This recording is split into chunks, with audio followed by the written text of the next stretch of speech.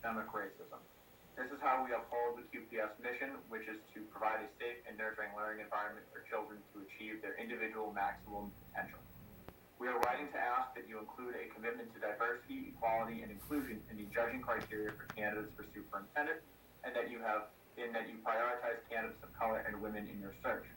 Having a leader who includes and embodies diversity is especially important in a multicultural city like Quincy, where 58% of QPS students are people of color, 43% first learned a language other than English, and an estimated 5.4% of students may identify as LGBTQ.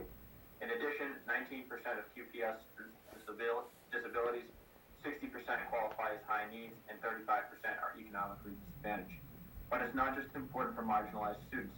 According to a 2016 report by researchers at Columbia University, a growing body of research suggests that benefits of K-12 school diversity indeed flow in all directions, to white and middle-class students as well as to minority and low-income pupils. These benefits include smaller gaps in test scores among those of different racial backgrounds, as well as higher SAT scores and lower dropout rates for all students compared to segregated high-poverty schools. Crucially, the report adds students' exposure to other students who are different from themselves and the novel ideas and challenges that such exposure brings lead to improved cognitive skills, including critical thinking and problem solving. A superintendent who understands the value of diversity in Quincy schools among both students and staff, only 7% of whom are people of color compared to 11% statewide, will maximize these benefits, preparing students to work in a global economy with people from all walks of life. One who engages with everyone in the community will undoubtedly find more and better solutions to problems than one who ignores historically marginalized groups.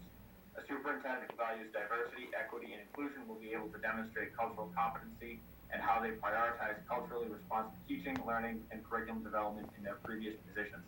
They will be able to show how they ensured equitable support for students of color, students with low-income backgrounds, and students with special needs.